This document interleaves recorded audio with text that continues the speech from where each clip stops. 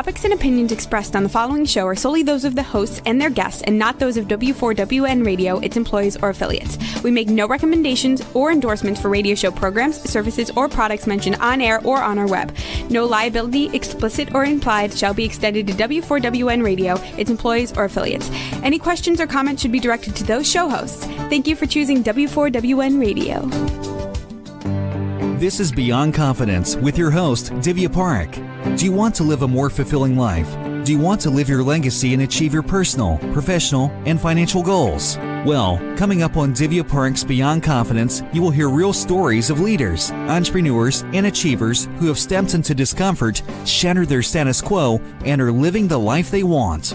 You will learn how relationships are the key to achieving your aspirations and financial goals. Moving your career or business forward does not have to happen at the expense of your personal or family life, or vice versa. Learn more at www.divyaparekh.com, and you can connect with Divya at contact@divyaparekh.com. This is Beyond Confidence, and now here's your host, Divya Parekh.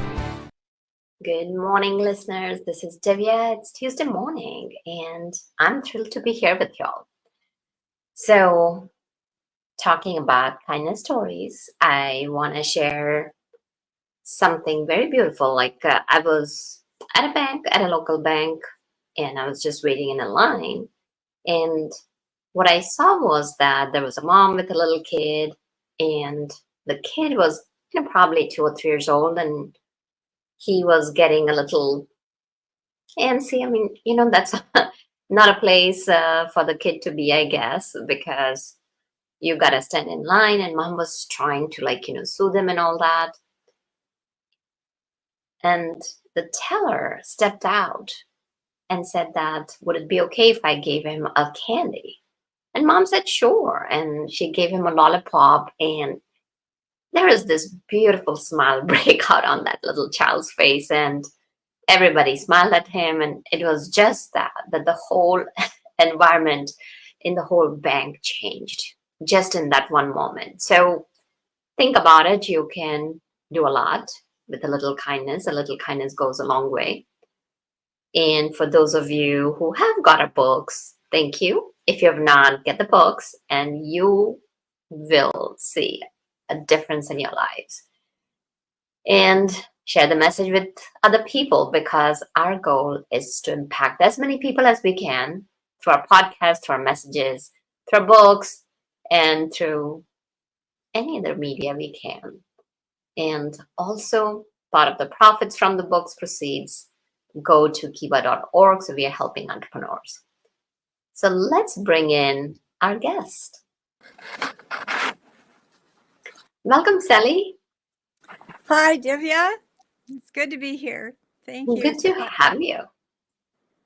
So, Sally, share with us as to, do you have a special person? Do you have a special moment in your life that you cherish even today?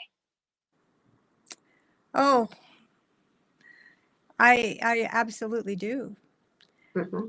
The one person, I'd say, I have 2 sons, and both of them are amazing. But my eldest, the moment he was born, I had this very strange experience. My brain told me something that I would not have told myself. As I watched him being lifted up out above me for the first time, and I got to see him for the very first time, my brain said, here is the one who will teach you all you need to know. And I was 25, and I thought, no, parents teach their children all they need to know. But my brain told me this other thing. And I don't know where that came from. But honestly, that boy has been the most incredible teacher all my entire life. And he was a superstar, and he committed suicide at 23. And I'm so sorry. Well, he's still teaching me. I had to learn so very much, because I was just becoming a psychotherapist when this happened. And I just barely had the tools to possibly cope with the grief and the pain and the loss, the shock, everything. But as I did, I realized I also had the tools to find out what I missed. And that just threw me into a complete anthropological dig of our entire lives to find out the stories I must have missed that took a superstar to suicide. And over 28 years, I found them. And none of them died with him. They're all happening right now to young people. And so it became my mission as a mom and a psychotherapist to tell his stories in a way that would help other people survive what we didn't. And that's what that child has been doing for me ever since he was born. Mm. Mhm. It's very powerful how you have taken what has happened in your life and turned it around for the better and good of other people. And when we do that, there is so much more power to it. So I'll share with you. I get a lot of different clients, from young parents and to young professionals to, like, who are just having a baby, and then they talk about the issues, like, how they don't have time, to a lot of different folks, professionals, they could be like VP or an executives or mid managers, and they're saying that everything is going great, but I'm not able to communicate with my children. Yeah. That stress is pulling me down. I'm really worried about them. And actually, one of my clients shared that her manager, like the manager who was reporting into a VP, that she was a star performer, great, like, like she had joined 3 years back. And, but her son was in high school and things were going, and that she was going downhill and she did not know what to do, like, and how to support it. Mm-hmm. So, because what happens is the corporate world, like, the work needs to go on. Mm-hmm. What can people do? So, first of all, you mentioned that you missed out on the story. So, even before it comes to this, share with us how parents can see what stories they're missing and what could they do so that they don't have to miss those stories. Oh, that's such a beautiful question, Divya. I spent 28 years trying to find that answer out. And in my book, I wrote a book, and there are 8 tiers to our personal growth. Every single person goes through the same 8 tiers. If you understand the core issue, it's a growth issue that we face at every new tier. At birth, the first issue in life is trust or mistrust. And that baby is sentient. He is, or she has been in the womb and paying attention, able to hear, able to feel, completely aware of its surroundings. And when it's born, can it trust the environment? Do people love it and hold it and take care of it and give it the attention it needs? Or do they just ignore it and let it cry? I mean, that baby is paying attention. And so what it learns at the very beginning of life is going to affect it for the rest of its life.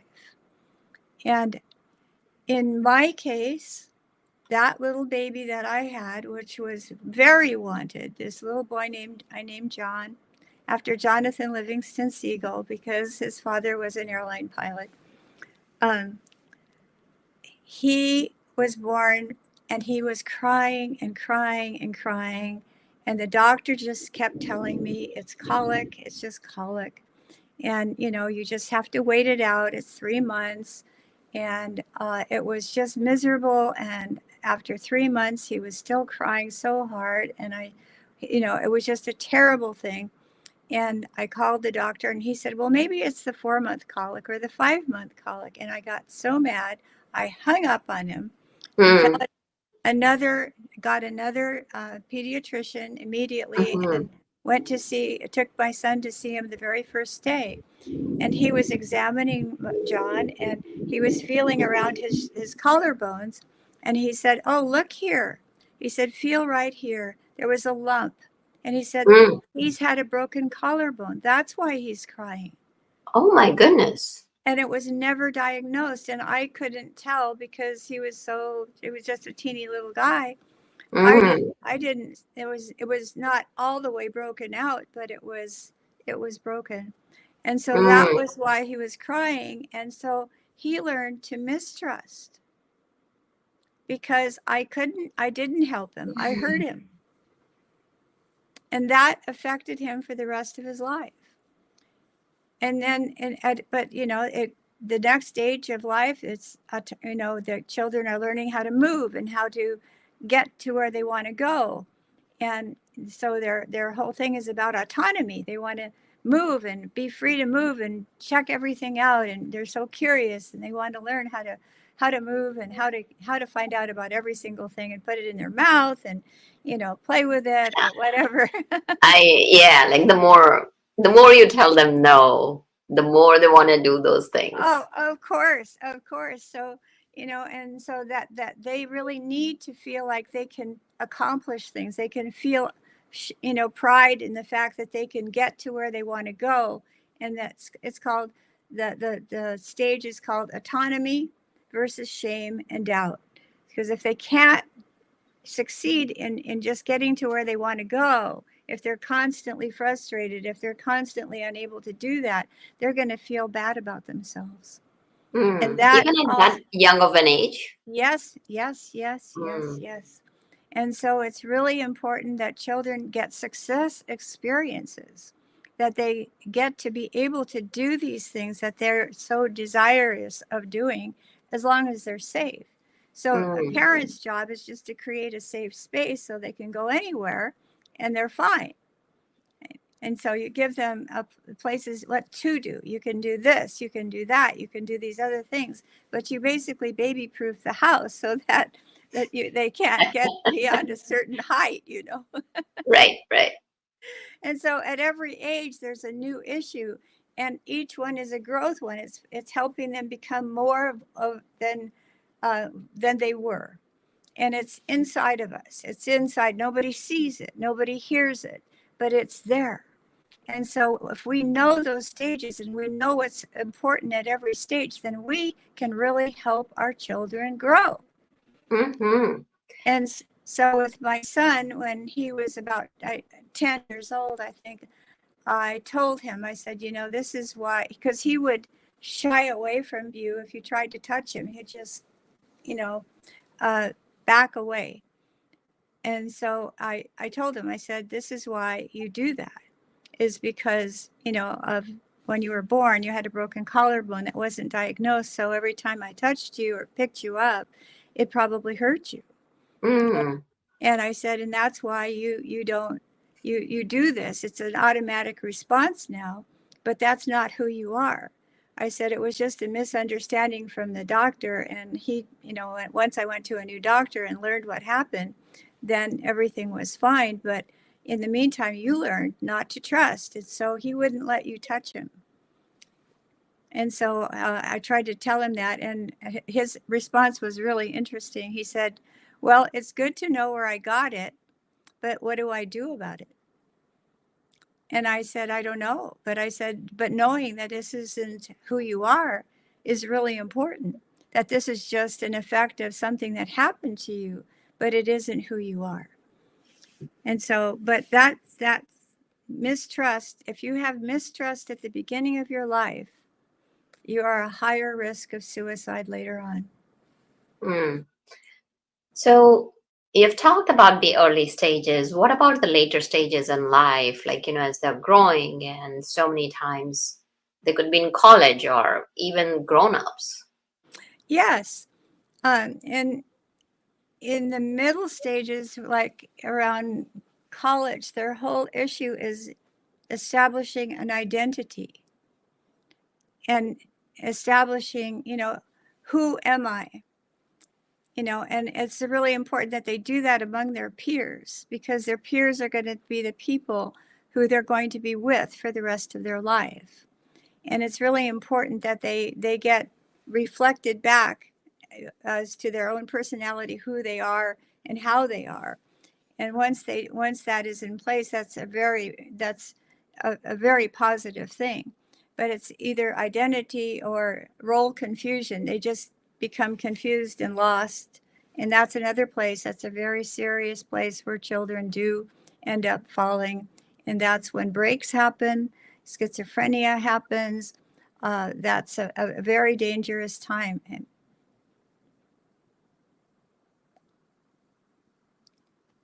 So can you tell us a little bit more about the role confusion? Yeah, role confusion is when you can't establish a coherent identity. You just can't, you're not getting, you don't have friends, you don't have interests, you can't find your way in society, you're not getting good grades, you're falling. You're just not getting the support you need to feel strong and clear and able to succeed. And that's one of the things that I really want to talk about, because we aren't teaching children or people of any age how to speak effectively. We're not teaching them how to self-regulate their emotions. We're not teaching them how to listen. And listening is the key to growth and to learning.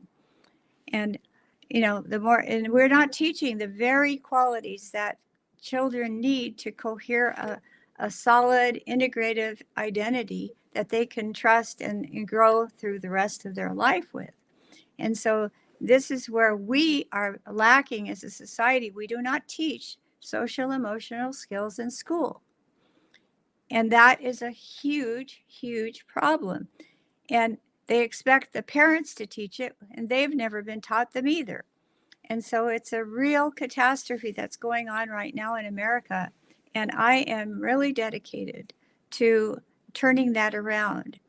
And so for the last 21 years, I am invited into high schools for free, and I lead an 8-week class in teaching social emotional skills to the students. And I teach them to, these are high school juniors. And every year I walk in and I see a sea of dead eyes, just dead, bored eyes, Divya. And 8 weeks later, you can't believe the light in those eyes, and their hands are constantly raising. Everybody's excited. And they're realizing, as they're learning the skills of how to get along with other people, how to make a difference in your voice, in your eye contact, with your body language, with everything, that you can make a difference. You matter, your stories matter, and every kid learns from every other kid, and it just creates a wave, and there's no end to the possibilities. It's just absolutely a phenomenal thing. That's fantastic, the Yes. work that you're doing. So now, we have the medium to share with our audience. So to share, what are some of the basic things that parents could teach? You mentioned that, a lot of responsibility lies with parents. Well, so let's start at that phase. Share with us some practical ways where the parents, whether it's leaders in the corporations, that, let's say, the young fresh graduates are coming in, and if they're lacking, what are some of the practical ways that they can teach that social emotional learnings? Well, you want to teach, first of all, corporations are not really educating the new people coming on board of all the different, the life of a corporation, the kinds of things that we face in a corporation. They really need to understand the mechanics of a corporation, so that they can not take things personally, because that's a big problem. Mm-hmm. And with my son, when that was the immediate cause of his suicide, was he was, he was had been hired as the point man on a development team in Silicon Valley. It was a very high level job, and so he was the one who was supposed to, be competitive with Microsoft and Apple and that kind of thing. And he was very excited about this job. And he was doing really well, and he loved his boss. He thought it was great. And 6 months in, he went to work one day, and they said, "Okay, you're being transferred to a different part of the company." And they brought him to this new place and introduced him to his new boss. And he started saying, "What have I done wrong?" And they said, "Nothing. You've done nothing wrong." And he couldn't believe them because he was being demoted. And he was like, what has happened? And he went into shock. And he was a boy who had never got a B in his whole life. He was a superstar. He really, really was. And so he thought he had failed, which was inconceivable for him. And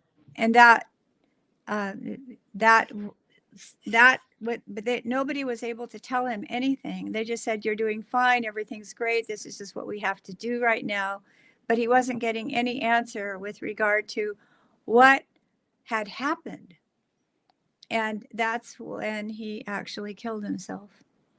Oh, I'm so sorry for your loss. But years later, after I was somewhat healed, I started to research that company because I wanted to find out what happened to it.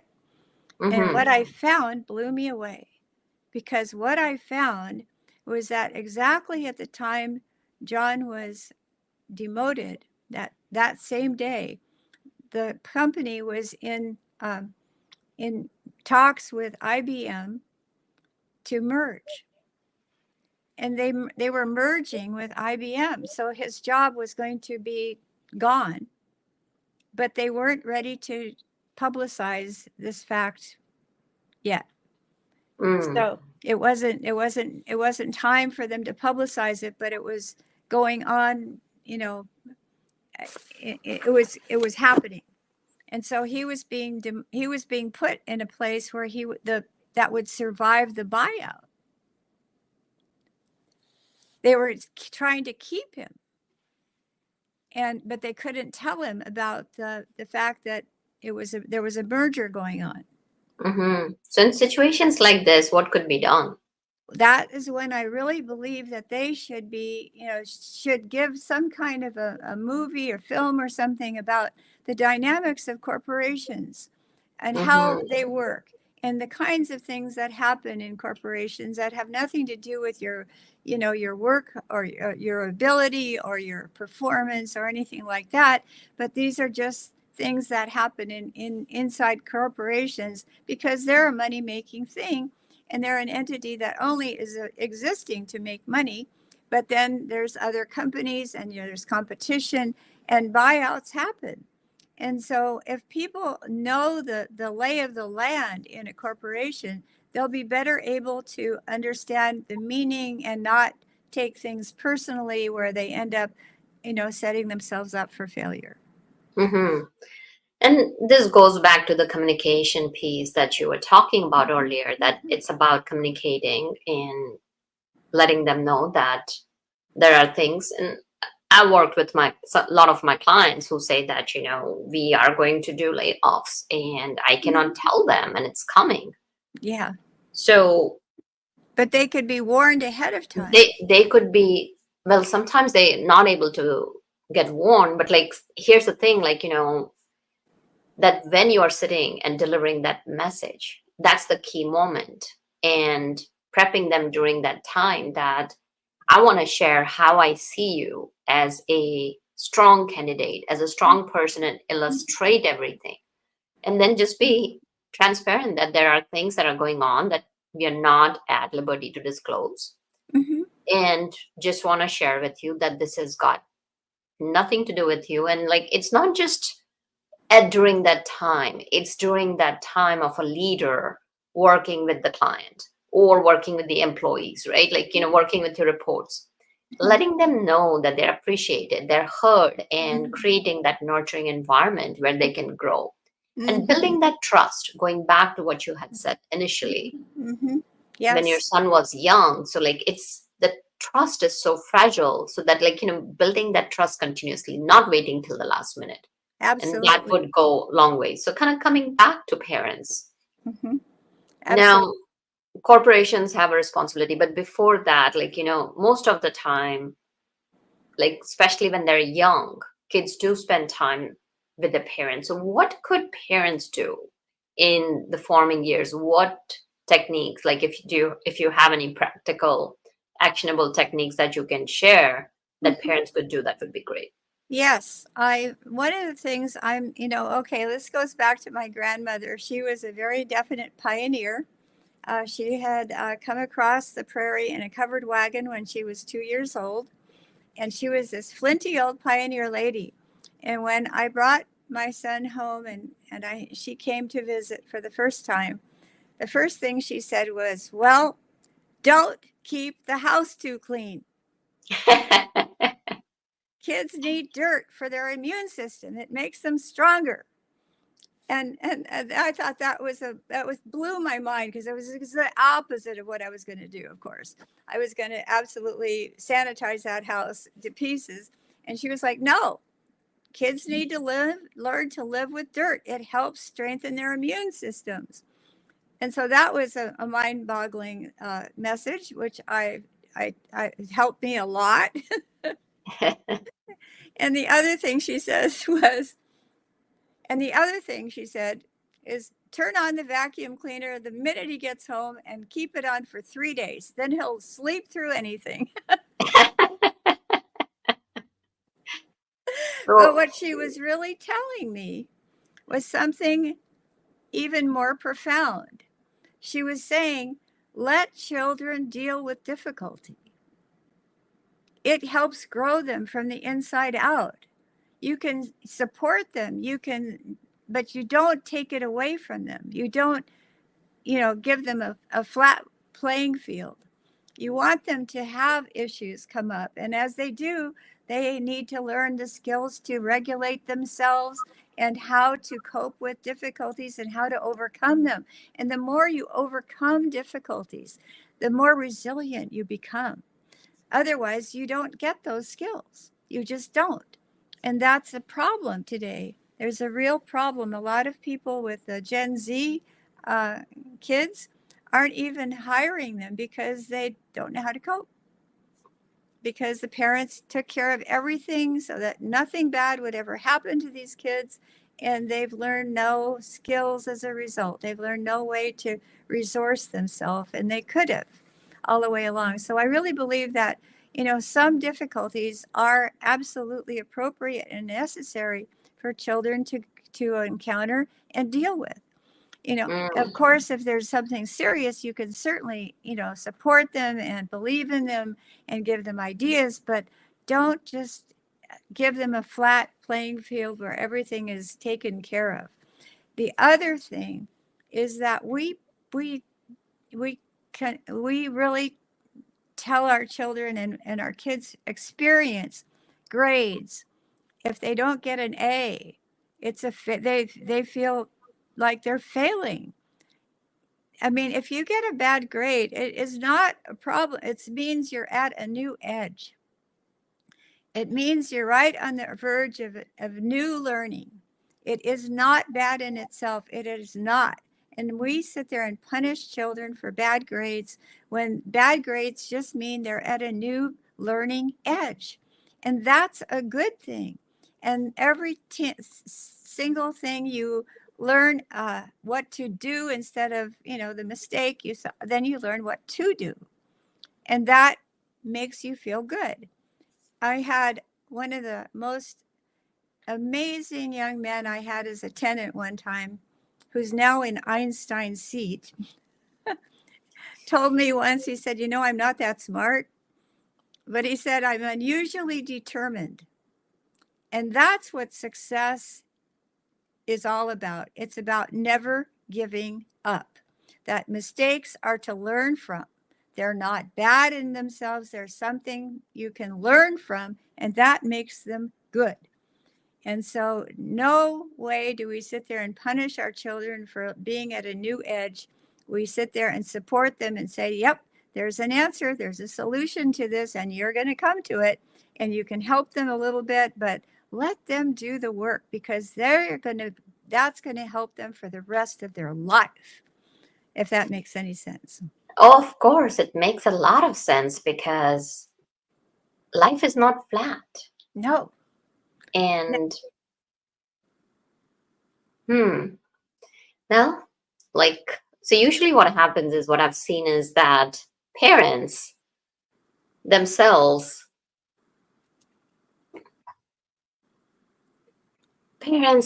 are, they may have gone through something through their lives, and they want to give better lives to their children, and in the quest of that they forget. And I have done that myself too, but the key is, like, we keep on learning and understanding that. And as you're saying that, that's why it's so important to talk about this. So tell us, like, let's say your kids have grown up, now you've missed the chance to help them become resilient when they were young.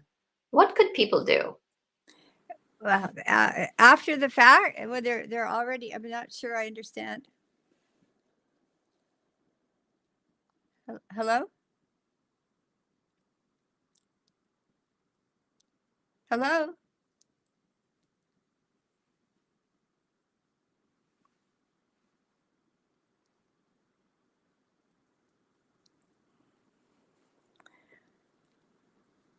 Divya, are you there? Yeah, Okay. go ahead. All right. So you're asking about what you can do if the kids have not. Yeah, like, let's say, like, there are a lot of parents, because this is not taught to us, Yes. as to that, like, go ahead and look at your children's psyche in this way. Or if they're like that, it's passed down from generation to generation, and going back to the original story, or the original client story that I was sharing about, that the parents had done the best they could. Now the kid was grown up, and they were having issues communicating with them. And her boss had come to me, what do I do? Like, I'm trying to support her, and yet the work needs to continue. So what can parents do at that stage?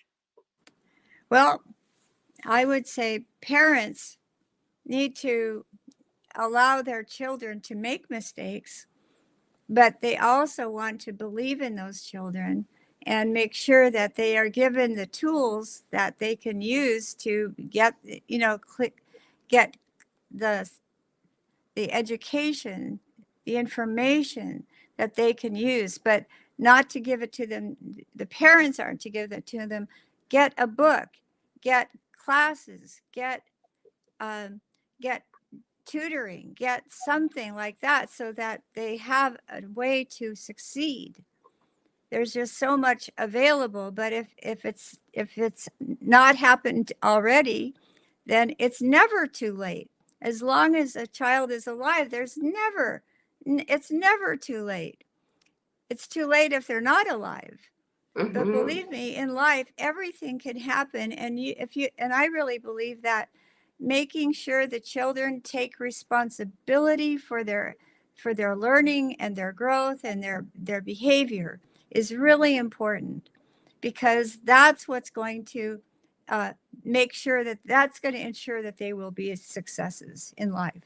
If they just take responsibility for what they don't have, or what they do have, or what isn't working, if they take responsibility, nothing can stop them. And I have a great example of that if you want. Of course, please go ahead. Okay. My little son, my son who was a year and a half younger than his brother, who was a superstar, who never got a B, thought when he was growing up underneath his brother, when he was very young, he thought he was a loser because he couldn't possibly cope with, he couldn't match his elder brother. He wasn't old enough, and he was differently calibrated. And so when he went to school school put him in special ed. Mm. And they considered him deficit. They said he had learning disabilities and speech impediments and all these things. But his teacher was a very unique young man, and he saw a lot of potential in my son. And so he was giving him extra work and then complaining about how much he made him stay up late at night grading his papers. And of course, that made my son do more. Until he basically tested out of special ed. Mm. And he Very got powerful. out of special ed, but at the same time had lost 2 real years of school. So he was really, really behind. And so he stayed a 1.0 GPA until he was 14. And at 14, he quit school. And he became the biggest truant San Marcos High School ever had. He has the highest number of cuts ever recorded from San Marcos High School. And every day I would get the call and I would leave work and go flying past San Marcos High School looking for my truant son. And I live in Santa Barbara, and I'd always end up at the beach, because where else is a truant going to go but the beach in Santa Barbara? And I'd go and I'd scour the perimeter like a buzzard and have to go back to work because I'd never find him. I'd be mad. Come home just really furious, and there he'd be, and I'd yell, hit Stonewall, and the next day he'd do it again. But what I didn't know, Divya, which is so important, is that he brought a book to the beach with him every day.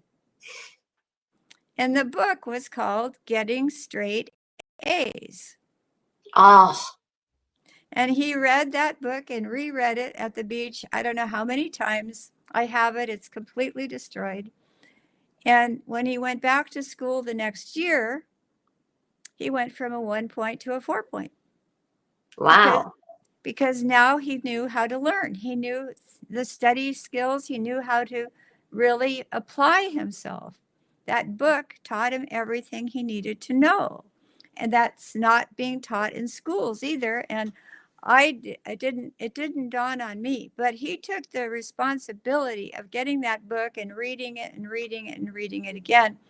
And so he went to a 4.0. He maintained that through City College, went on into Cal Poly in aeronautical design engineering, and graduated with an offer from Lockheed, which he turned down, saying, I don't want to be an engineer. And I was like, well, what do you want to do? And he said, I want to model virtual reality with the computer geniuses. And I said, if you've done what you just did, you can do anything you want. So he took a minor in computer science, and a few years later, he was the head of all the production of all 3 Lord of the Rings movies. Oh, wow. And so what he had taught me there is that if you take responsibility for your situation, no matter what it is, there's ways you can learn and grow on your own, and then you own your success. You own it in a way that nobody else can take that away from you ever. And so he's a superstar. He's become a superstar on his own. And when his brother committed suicide, it was a really hard time. And on the way to the funeral, he said something that really hit me so hard. He said, you know, Mom, as long as John was alive, I knew I was part of a really smart family. But at the time, he didn't think he was so smart, but he knew he had the genes. And that gave him hope. Ah. That gave him hope. And so in a way, his brother was hard on him because he was always the ceiling he couldn't possibly get, match when he was younger. But John also gave him hope that he too had the same genetics. And that he could do the same, and he did. He did. So I think that's so beautiful thing. If you teach children to take responsibility for their actions or their inactions, nothing can stop them. It's a beautiful story. And Sally, I know you've written a book. Why don't you share with people where can they connect with you and the name of your book? And thank you. Thank you so much for sharing your story and your heart with us. Oh, thank you so much, Divya, for this opportunity. It's so important. I'm 81 years old now, and I don't feel it. And I feel like I really have a lot to tell people from what I've had to learn the hardest way possible. And the whole reason was for the book was to tell John's story in a way that would help other people avoid the kind of fate that he had. And whether it's suicide or whether it's drugs or if it's criminality or any of these other things that children can fall prey to, those are all basically, they're kind of a passive suicide. They don't kill you, but they will destroy your life. And so I just want people, all children, I want them to grow to their full potential. I want them to just have a wonderful life. And so I'm using my sons as a cautionary tale of what can happen that can go wrong at every age. Because at every age, something did go wrong for my son, and I didn't have any idea about this at the time. Parents are not taught about the stages that children go through as we grow, and the toggle that is alive and well in each of these stages that helps grow us to the next level. And if we don't support these children in the way that works for their inner growth, they're set up for failure. And we're not teaching this in school. And so that is what I created a book that would give people the tools to see exactly what to do from what we didn't do. Mm-hmm. That create so that they can take the lessons and survive and thrive for the rest of their lives. And what's the name of the book? It's called, yes, This is the Son I Knew Too Late, a guide to help you survive and thrive. And that is my promise. This is not a negative book. It's not a downer. It's a very powerful book because it's taking the real true stories of my son and it's teaching them in a way that's going to help other people live and know how to live every step of the way from birth to old age. It works. And so I'm very proud of this book because I had angels helping me write it. And it took an enormous amount of time, but it's on Amazon. It's 4.6 stars right now. And it's the stories of the people, the reviews of the people reading it are just so wonderful because it's proving that it's doing exactly what I hoped it would do. That's beautiful. And listeners, you can connect with Sally at sallyaraymond.com and get that book, and it will help you live the life you deserve and help you if you're a parent. Oh, well. To help your children. So thank you, Sally. Oh, my pleasure, Divya. It's such an important issue right now because our whole nation is splitting and it's completely unnecessary. It's because we just haven't been taught the skills we need to have a great society and a happy life, and it's all connected. Absolutely. Well, thank you for joining us, and thank you, listeners, for joining us, because without you, the show would not be possible. And thank you for being part of our family, and reach out to us and let us know how can we serve you, how can we support you, so that you can live that joyous life that everyone deserves. And thank you, Juan, for making the show technically possible. Be well and take care until next time.